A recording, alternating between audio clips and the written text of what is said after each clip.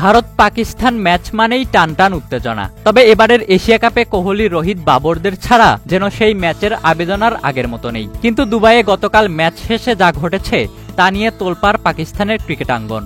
এর কারণ ম্যাচের পর প্রতিপক্ষ ক্রিকেটারদের সাথে হ্যান্ডশেক না করেই মাঠ ছেড়েছেন ভারতের ক্রিকেটাররা।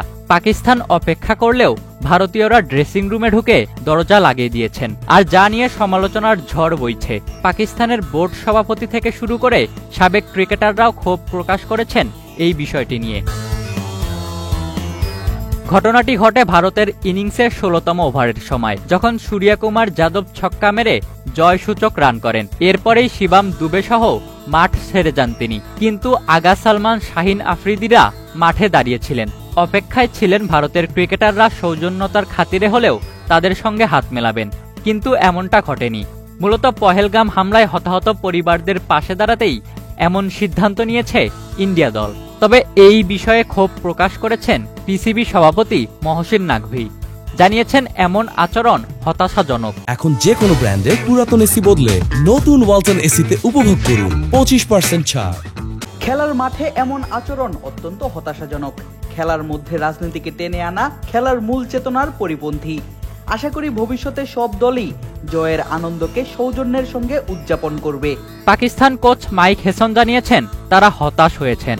পাকিস্তান দল হাত মেলানোর জন্য এগিয়েছিলেন এবং তারা হাত মেলানোর জন্য প্রস্তুত ছিলেন। ম্যাচ শেষে হাত মেলানোর জন্য আমরা সবাই প্রস্তুত ছিলাম, কিন্তু প্রতিপক্ষ সেটা করেনি বলে হতাশ হয়েছি। হাত মেলানোর জন্য আমরা তাদের দিকে এগিয়ে গিয়েছিলাম, কিন্তু ওরা ড্রেসিং রুমে চলে যাচ্ছিল। পাকিস্তানের কিংবদন্তি পেসার শোয়েব আখতার বলছেন রাজনীতির সাথে ক্রিকেট না মেলাতে। খেলার সঙ্গে রাজনীতি মেশাবেন না। ভারতের প্রতি শ্রদ্ধা, তারা ভালো খেলেছে, বাহবা জানাই। আমরা ভারতের ভালো দিক নিয়েই কথা বলছি, কিন্তু চাইলে অন্য কথাও বলতে পারি। সৌজন্য দেখান, কর্মর্দন করুন। ঘরে ঘরে ঝগড়া হয়, তাই বলে সেটা বহির্বিশ্বে টেনে নেয়ার মানে হয় না। পাকিস্তানের সাবেক ক্রিকেটার রশিদ লতিফ জানিয়েছেন এই ঘটনা চিরকাল দাগ হয়ে থাকবে। যুদ্ধ আগেও হয়েছে, এরপরেও হাত মিলিয়েছেন ক্রিকেটাররা। আগেও যুদ্ধ হয়েছে, কিন্তু আমরা সবসময় একে অপরের সঙ্গে কর্মর্দন করেছি। এসব ঘটনা চিরকাল দাগ হয়ে থেকে যাবে। যখন মাঠে নামেন তখন খেলা খেলুন, খেলার মতো করেই। পাকিস্তানের বিপক্ষে এই জয়ে সুপার 4-এর পথ অনেকটাই নিশ্চিত করেছে ভারত।